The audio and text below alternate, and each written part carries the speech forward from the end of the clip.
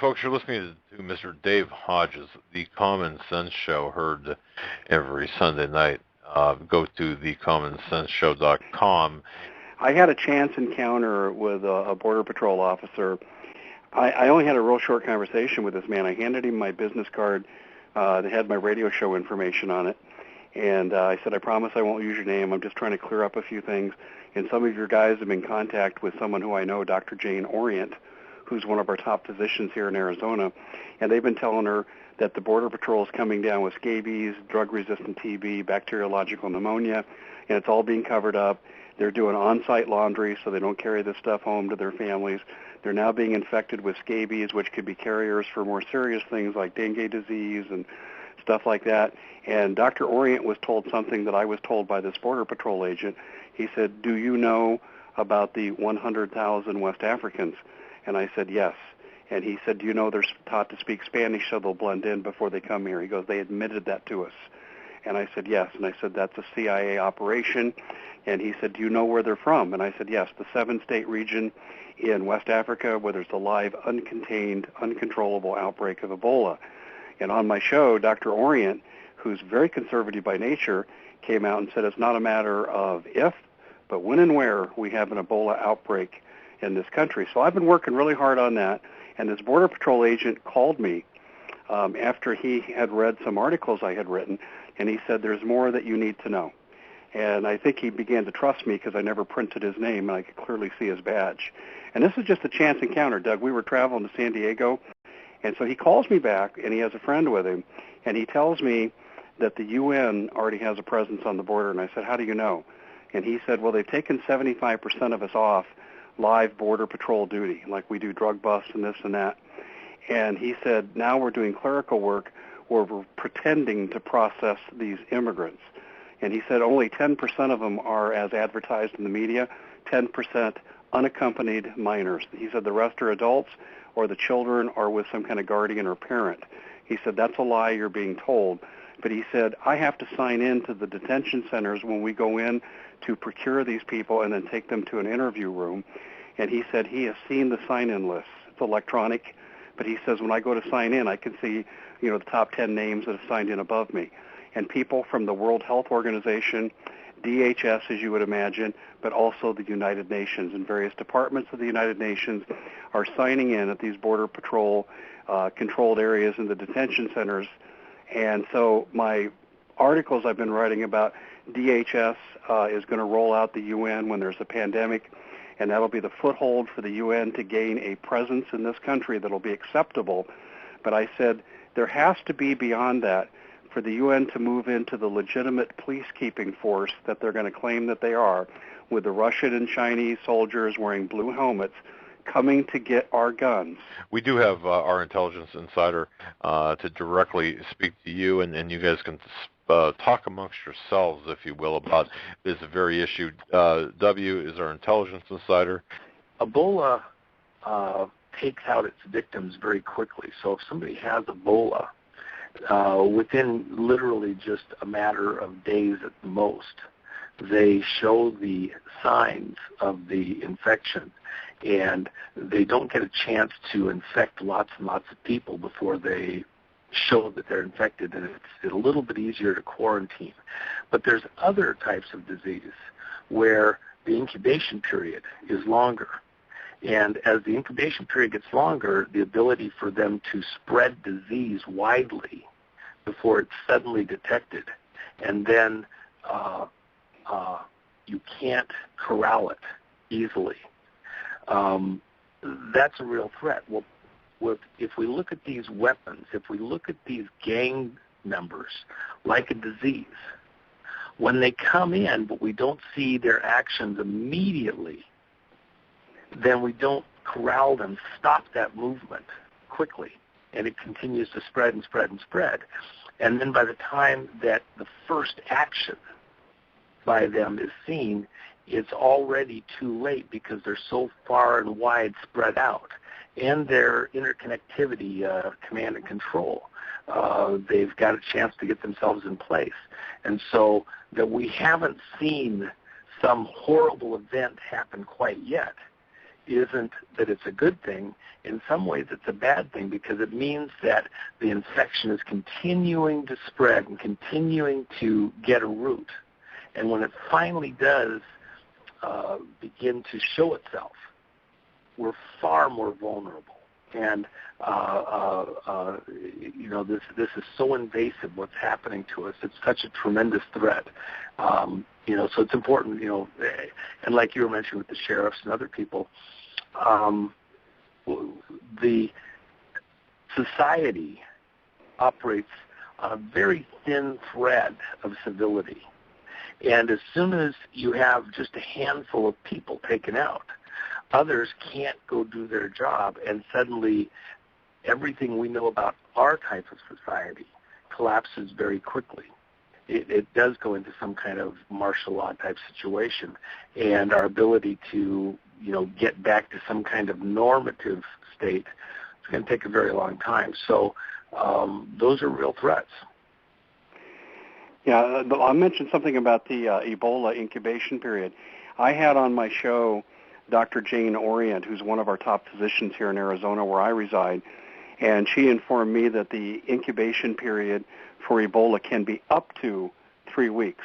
Now, she said it doesn't always take 3 weeks, but it can be up to. Now, one of the things about pandemics that I've learned in my research, and Dr. Orient confirmed this, a lot of them, and you're kind of alluding to this, will burn themselves out. If you get to quarantine the people who are exposed early, then you can really kind of limit and you'll burn the virus out.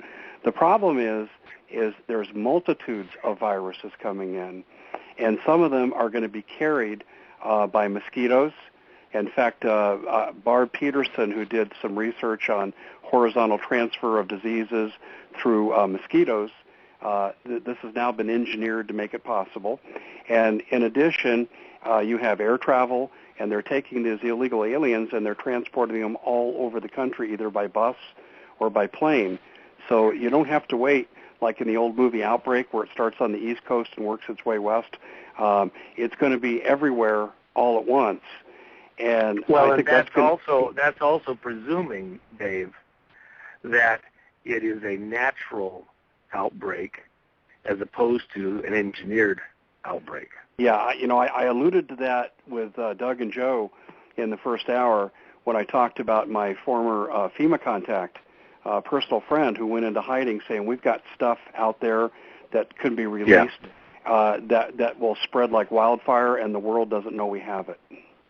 Well, and the other thing, just as a very rapid aside, we know that we had the persons on MH17 that were going down to the AIDS conference, and one of the subjects that was going to be voted on and discussed was whether or not they were going to sign a document together stating that the AIDS virus was a genetically engineered, genetically targeted disease developed in South Africa, and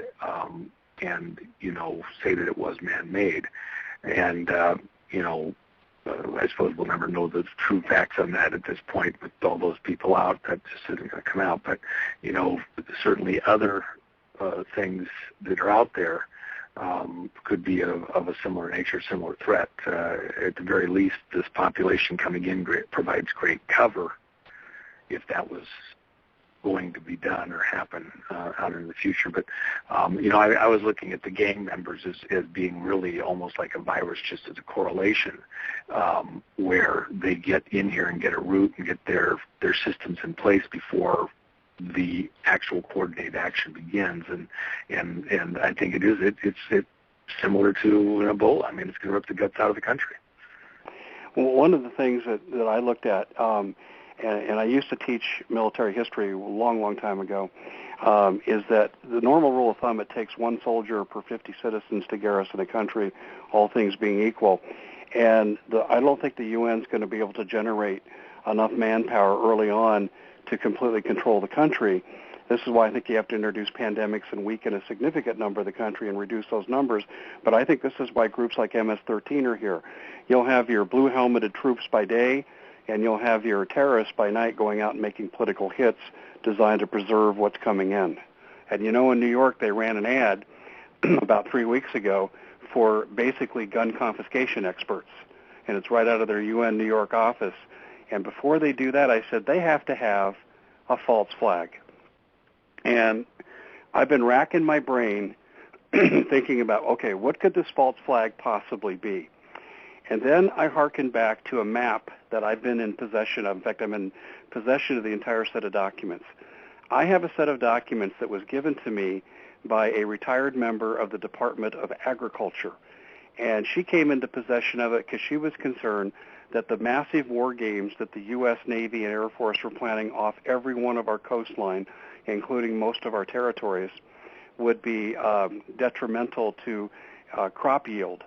And so she tried to draw attention unsuccessfully. And to the best of my knowledge right now, guys, I'm the only one in the country that has the map, and it's on the article right at the top, that shows this massive war game. Now, that map comes from an organization called AFAST, which is the sonar aspect of the Navy. And what they're doing, all those rectangles on the map, and if people want to look at it, they go to commonsenseshow.com and look right on there, and you'll see the map pull right up. You'll see oblong rectangles and squares and stuff, and it basically incorporates almost every aspect of the coastline of the three United coastlines, except for the Gulf. There's some areas in there in the Gulf that are barren, and I think largely because those areas are destroyed from the Gulf oil explosion, or they could be being left purposely open. So in 2009, the Navy announced their intention to do a 5-year war game. No one does a 5-year war game. No one. No one usually does a 30-day war game. And this is a 5-year war game, and I have letters, and one of them is published in the article down in the bottom in the area I titled Appendix, that's written by some of the congressional members of California, Oregon, and Washington. And in fact, later, this was joined onto by Dianne Feinstein and Barbara Boxer and Henry Waxman. They added their names on at a later time. They wrote to the Undersecretary of the National Oceanographic Administration and asked him to stop the Navy from doing these war games because of all the mammals they would destroy with the sonar and the missiles and the drills and all this stuff. And NOAA turned them down. So they took their plea directly to the Secretary of the Navy, B.J. Penn, and this is back in, I think, April of 2009, and Penn just dismissed him, said, you're not going to tell us how to conduct our business, and told him to go away. You would think that if the congressional delegations of Oregon, California, and Washington would come out and say, you can't do these war games because they're going to destroy our coastline, they're going to destroy millions of mammal life, and this sonar is unwarranted, it's going to harm everything in the area, you got to stop. You think this would make major media. You think this would be all over Fox. It would, but no. I mainstreamed, researched this. It's not there, but I have all the documents. And people can satisfy themselves that I put some of those documents in this article this morning. Here's what it means, Doug, and this is where I think we can cut right to the chase here. The question I asked sarcastically and rhetorically in my article, are the ships facing the coastline or are they facing out? Because yesterday I put the map in my article and I asked people, tell me what this war games are doing here for 5 years. And most people wrote in and said they're going to try to keep us from escaping when martial law comes. That was the most consistent guess. And I think that's logical looking at the map, but it's not right. They're using sonar. What do you look for when you use sonar? You look for submarines. Big fish. Big fish that fire big fish. That's right. And if you want to take down the grid, and I don't think the entire grid's coming down. That's another aspect I'm actually writing about in tomorrow's article. The Chinese have weapons, EMP weapons, that they can take out localities. They can take out a section, a region, a state, or 3-state area, but they don't want to take over a nation that's entire grid system is down permanently. And we're talking, if you took a grid down